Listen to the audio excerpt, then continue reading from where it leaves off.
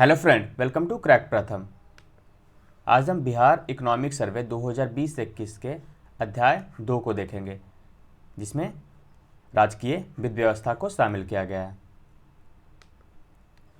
इसमें कहा गया है कि जो वर्ष 2019-20 में सकल राज्य घरेलू उत्पाद के प्रतिशत में यानी कि जीएसडीपी के जो परसेंटेज में राजकोषीय घाटा है वो कितना है? 2%। यानी बिहार का जो राजकोषीय घाटा है वह 2.0% है। बिहार वर्ष 2005 से ही लगातार क्या है?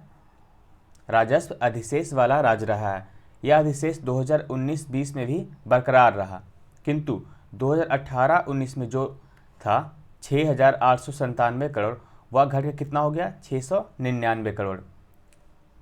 यानी कि राजस्व अधिशेष बरकरार अभी भी है, यानी कि 699 करोड़, लेकिन वो काफ़ी कम हो गया है।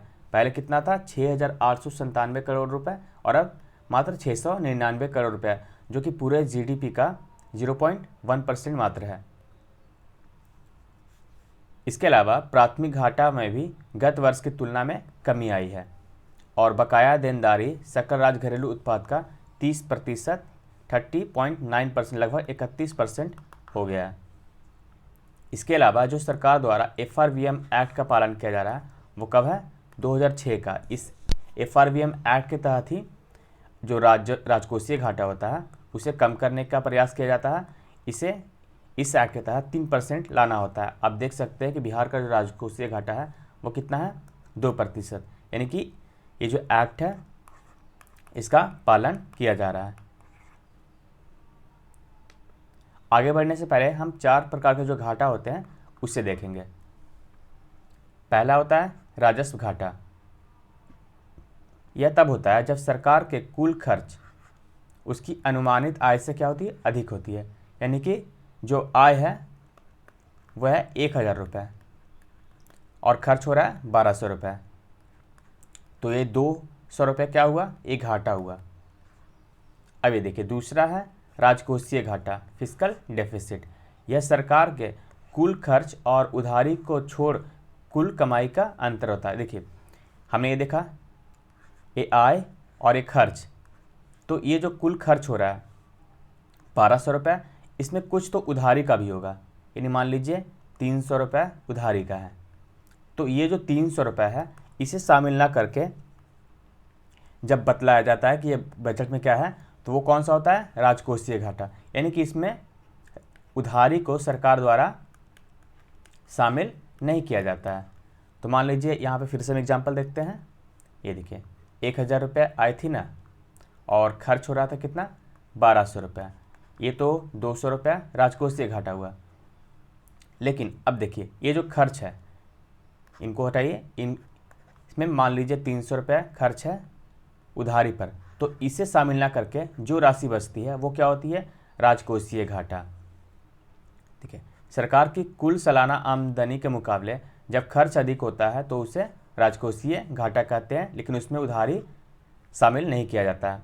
अगर उधारी शामिल कर दिया जाए तो हमने क्या पढ़ा कि जो देनदारी है कितनी 30% बढ़ गई है। अब सोचिए, अगर उधारी को भी शामिल कर दिया जाए तो यह जो घाटा है वो कितना बढ़ जाएगा। इसे सरकार के द्वारा इसलिए शामिल नहीं किया जाता क्योंकि यह सरकार की छवि को बतलाता है कि आप पे कितना उधारी पड़ा है। देखिए, इसके बाद यानी सरकार की आमदनी में सरकार द्वारा लिया गया उधार शामिल नहीं किया जाता, राजकोषीय जीडीपी के प्रतिशत के रूप में व्यक्त किया जाता है। अभी कितना था हमारा बिहार का? 2%।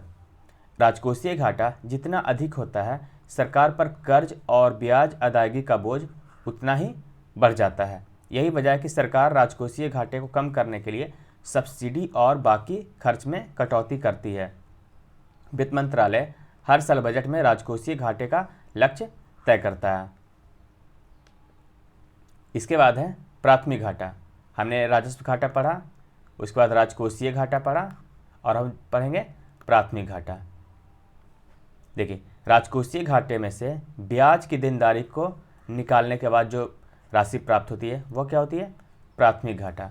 राजस्व घाटा आपने पढ़ा, राजकोषीय घाटा, इसमें उधार शामिल नहीं किया जाता है। और इसमें जो प्राथमिक घाटा है इसमें क्या होता है? ब्याज शामिल नहीं किया जाता है। तो राजकोषीय घाटे में से जो ब्याज शामिल था उसे अगर माइनस कर दिया जाए तो क्या प्राप्त हो जाएगा? Primary deficit. सरकार हर साल बजट में एक निश्चित राशि का प्रावधान पूर्व में लिए गए ऋण पर ब्याज चुकाने के लिए करती है। ब्याज चुकता करने पर खर्च की गई राशि को जब राजकोषीय घाटे से घटा दिया जाता है तो उसे क्या कहते हैं? प्राथमिक घाटा। यानी कि जो पैसे देने थे उधार, उसमें कुछ ब्याज के भी शामिल होंगे ना, एक तो उधार होंगे और कुछ ब्याज होंगे।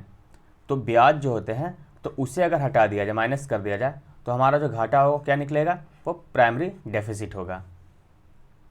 प्राथमिक घाटा अगर शून्य हो तो इसका अर्थ है कि सरकार चालू वित्त वर्ष में अपने आय से ही खर्च चला रही है।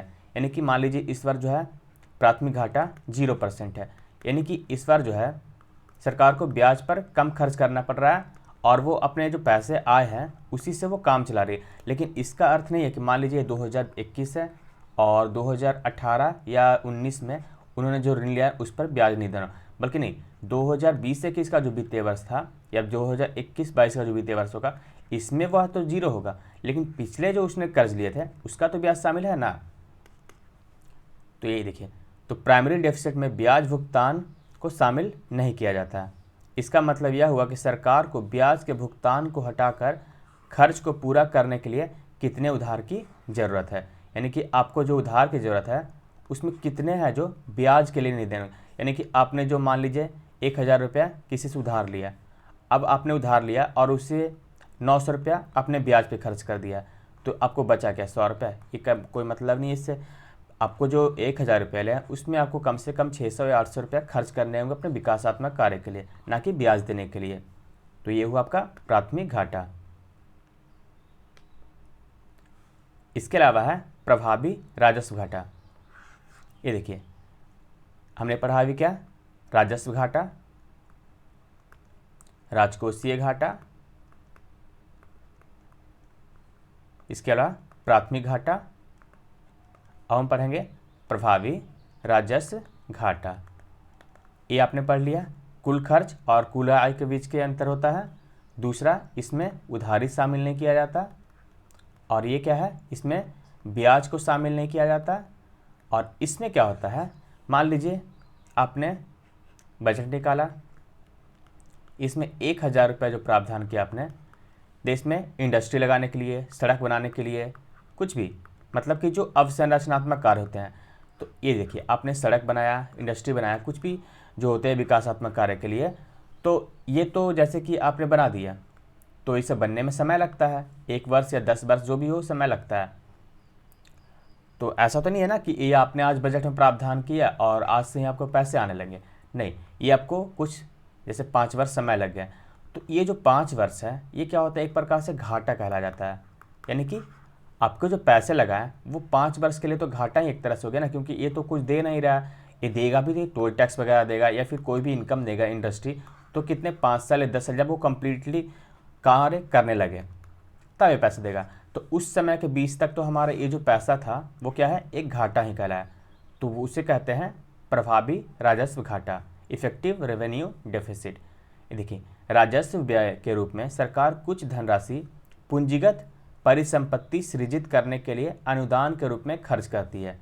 जब इस राशि को राजस्व घाटे से घटा दिया जाता है तो उसे क्या कहा जाता है? प्रभावी राजस्व घाटा। यानी किसके लिए? पूंजीगत परिसंपत्तियों के निर्माण के लिए खर्च करती है।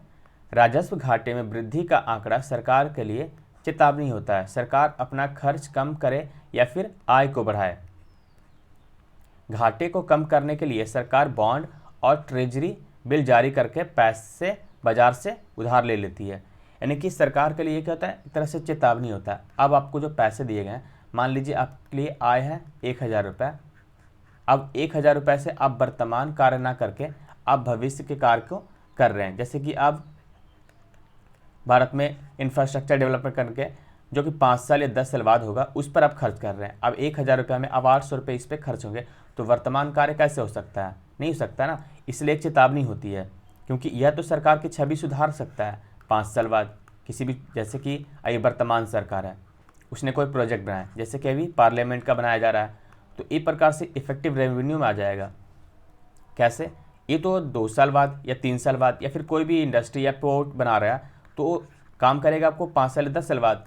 लेकिन उससे पहले जो पैसे थे इस्तेमाल करने के लिए, उसे तो आपने नहीं किया ना, इसे भविष्य के लिए आपने इस्तेमाल किया। तो एक प्रकार से ये चेतावनी होती है कि भविष्य में क्या है, सही हो पाएगा या नहीं हो पाएगा। तो ये सरकार के एक, आप समझ सकते हैं कि किस प्रकार से यूज किया जा सकता है। इसके अलावा अगर सरकार को पैसे की ज़रूरत पड़ती है तो वो ट्रेजरी बिल, ये देखिए यहाँ से, आदि से या फिर बॉन्ड से पैसे लेती है।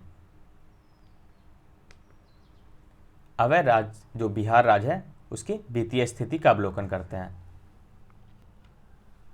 ये देखिए जो बिहार की जो कुल प्राप्ति है कितनी है 2019-20 में 1,53,408 करोड़ रुपए, ये कुल प्राप्ति है। और 2018-19 में कितनी थी 1,52,287 करोड़ रुपए, यानी उनसे जो कुल प्राप्ति है थोड़ी अधिक है। कुल प्राप्ति में दो है, एक तो राजस्व से प्राप्ति और दूसरा पूंजीगत प्राप्ति। राजस्व प्राप्ति आप देख सकते हैं 2019-20 में कितना है 1,24,233 करोड़ रुपए, 1,24,233 करोड़ रुपए, जो कि राजस्व प्राप्ति से 2018-19 में उससे अधिक है। इसके अलावा पूंजीगत प्राप्ति आप देख सकते हैं 2018-19 में कितनी है 20,494 करोड़ रुपये और 2019-20 में है 29,175 करोड़ रुपये, यानी कि 1,24,233 प्लस कितना है 29,175 करोड़ रुपये, ये कितने हो जाएंगे, ये देखिए ये आपके हो जाएंगे 15287। तो ये हो जाएंगे आपके कुल प्राप्ति। तो इसमें राजस्व प्राप्ति और पूंजीगत प्राप्ति शामिल होती है। इसके अलावा जो कुल खर्च है इसमें राजस्व के लिए खर्च कितना हो रहा है 2019-20 में 1,23,533 करोड़ रुपए। अब देखिए ये जो राजस्व प्राप्ति कितनी हुई 1,24,233 करोड़ रुपए और कुल खर्च कितना हो रहा 1,23,000, लगभग बचा कितना 1 लाख। तो आप सोच सकते हैं राजस्व प्राप्ति उससे खर्च लगभग बराबर ही हो रहा है।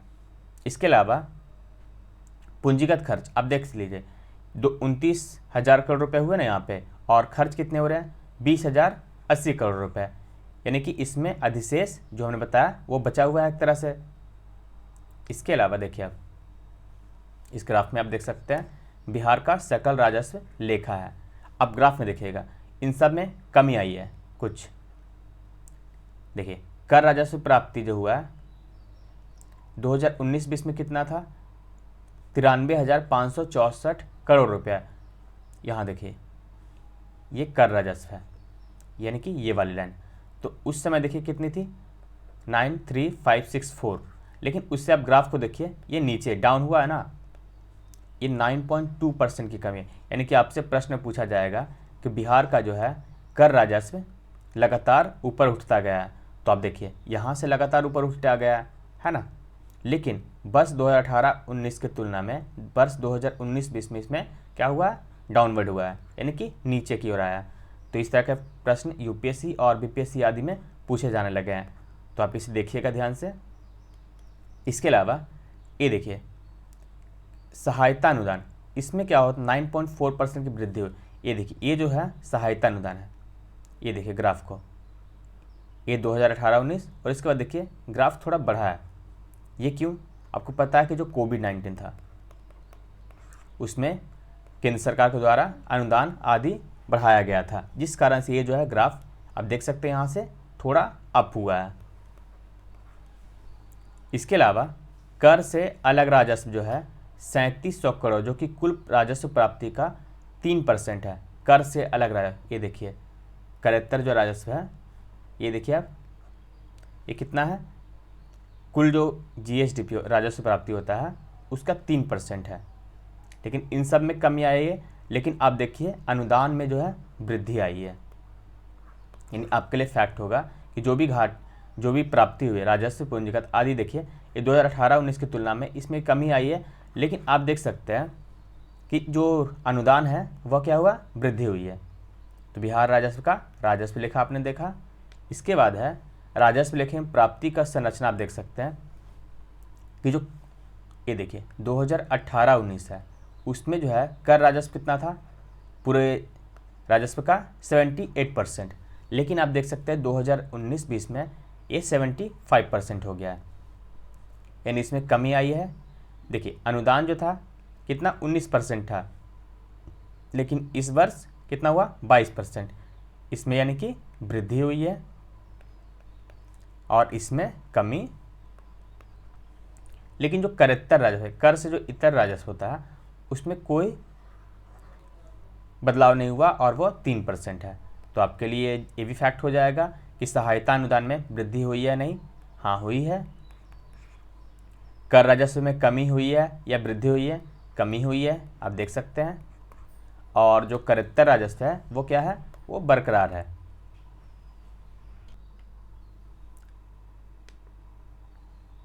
ये बिहार सरकार का पूंजीगत लेखा है। इससे आप देखिए ये पूंजीगत परिव्यय, ये देखिए 2017-18, 2018-19 और 2019-20, ये जो पूंजीगत परिव्यय है इसमें कमी आई है, यानी कि पूंजीगत जो व्यय होते हैं उसमें क्या हुआ, कमी आ रही है। लेकिन अब देखिए पूंजीगत प्राप्तियां, देखिए ये क्या हुआ, ये वृद्धि हुई। आप इस स्लाइड में देखिए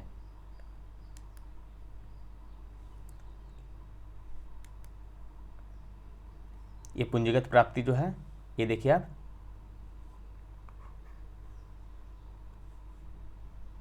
कुल 42% की वृद्धि। आप देखिए पूंजीगत प्राप्ति 2018-19 में कितनी थी, 20,494 करोड़ रुपया, और 2019-20 में 29,175 करोड़ रुपया। तो ये कितनी 42% की वृद्धि हुई है। आप देख सकते हैं ये जो पूंजीगत प्राप्ति है ये 42% की वृद्धि को बतलाता है। इस ग्राफ में आप देख सकते हैं 2.3 चार्ट नंबर आप देख सकते हैं बिहार इकोनॉमिक सर्वे के। तो ये पूंजीगत लेखा है जिसमें आप देख सकते हैं ये जो ग्राफ है 2017-18 से, इसमें पूछा जाएगा आपसे क्या पूंजीगत प्राप्ति जो है क्या उसमें वृद्धि हुई है, बिल्कुल हुई है। आप देख सकते हैं 2017-18 से ही ये लगातार बढ़ता जा रहा है। लेकिन आप देख सकते हैं हमने पिछले स्लाइड में देखा कि राजस्व जो प्राप्ति है उसमें कमी हुई है। ये देखिए राजस्व लेखा का जो क्षेत्रगत व्यय है 2018-19 और 19-20 में सबसे ज़्यादा कहाँ व्यय हो जा रहा है, सामाजिक सेवाओं में 47%। लेकिन इस वर्ष जो हुआ 2019-20 में वो कितना है 45%, यानी सामाजिक सेवाओं में भी कमी आई है। इसके अलावा आर्थिक सेवाएं जो होती है उसमें भी आप देख सकते हैं यहाँ 22 और यहाँ 21, इसमें भी कमी आई है। तो बढ़ा क्या, सामान्य सेवाएं 31 से कितना हो गया, ये 34 हो गया। तो इसमें देखिए इसमें 2 की कमी आई है और इसमें 1 की कमी है और इसमें 3 की वृद्धि हो गई है, यानी कि इसका 1 और इसका 2 किस में चला गया, सामान्य सेवाओं में। ये जो कोविड-19 था, कोविड-19 एक प्रकार से मतलब अप्रत्याशित घटना थी, है ना। तो एक तरह से वो जनरल में आ सकता है क्योंकि उसकी कोई अनुमान नहीं था कि ये आ भी जाएगा। तो ये जो सेवाएं थी ये सब क्या हुई, इसमें चली गई। 3% जो गया इन दोनों से, ये कहाँ गया, सामान्य सेवा में। तो आप बोल सकते हो राजस्व लेखे का जो क्षेत्रगत व्यय है, यानी कि राजस्व लेखा खर्च कहाँ गया सबसे ज़्यादा। तो सबसे ज़्यादा अगर पूछा है सामाजिक सेवाएं आप देंगे, लेकिन इस पर कमी आई इन दोनों में, आर्थिक सेवा और सामाजिक सेवा में, और वृद्धि जनरल सर्विसेज में वृद्धि हो गई। इसमें वही आंकड़े जो हमने पिछले पढ़े आप देख सकते हैं एक एक करके स्लाइड में। जो कुल राजस्व प्राप्ति है वो कितना है, ये देखिए ये अनुमान है, बजट ये अनुमान है, इससे नहीं। आप ये जो फैक्ट है ये हमारे लिए है।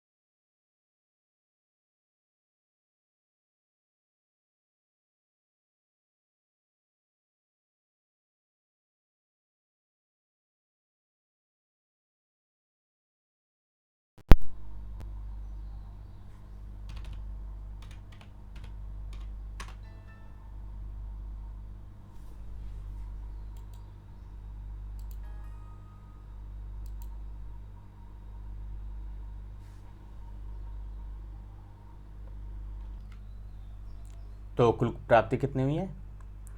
1,24,233 करोड़ रुपये हमने पिछले देखा अभी।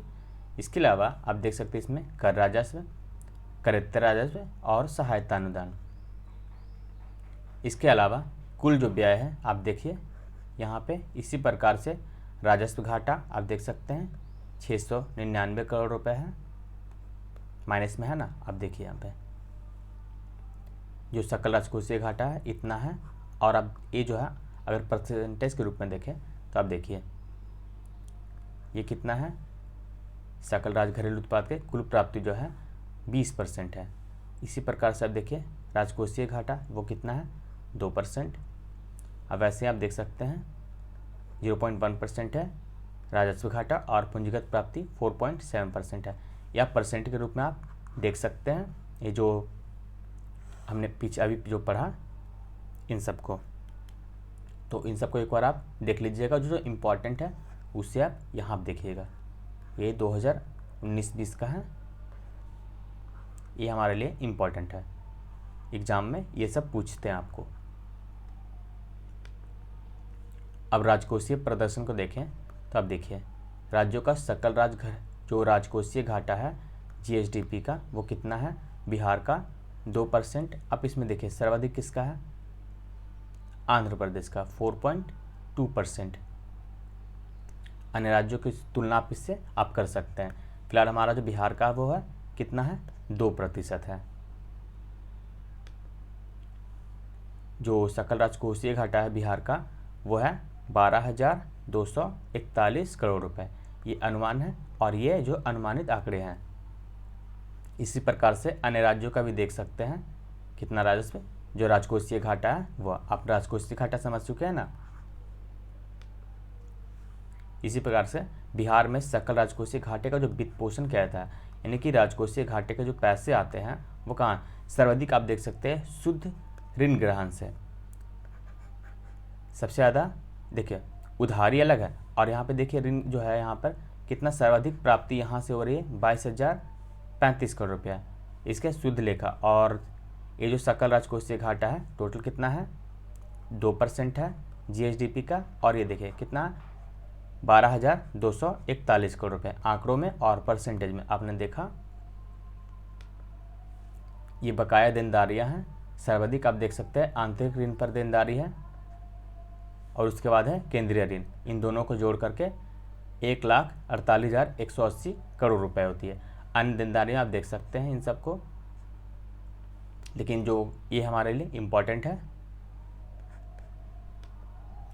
बिहार में वस्तु और सेवा यानी कि जीएसटी जो है जीएसटी से कितना प्राप्ति हो रहा है। ये देखिए इंटीग्रेटेड यानी कि आईएसजीटी होता है उससे 18%, राज्य एवं वस्तु कर से सर्वाधिक 52% और राज्य वस्तु एवं सेवा कर अनुदान इससे 30%। ये देखिए पिछले वर्ष कितने था 27%, इस वर्ष कितना है 30%। राज्य एवं वस्तु कर से जो प्राप्ति है वह कमाई है, यानी कि ये जो जीएसटी होता है राज्यों का एसजीएसटी, ये आईजीएसटी और सेंटर वाले। तो इसमें अनुदान में जो है इसमें अब देखिए वृद्धि हुई है, लेकिन जो राज्य का वास्तविक जीएसटी है उसमें क्या हुआ कमी आया है 58 से 52%। समेकित सेवा कर में भी इसमें वृद्धि हुई है 3%। तो इस वीडियो में बस इतना ही। आपको पीडीएफ मिल जाएगा टेलीग्राम लिंक पर, अभी मैं डाल दूंगा। और कैसा लगा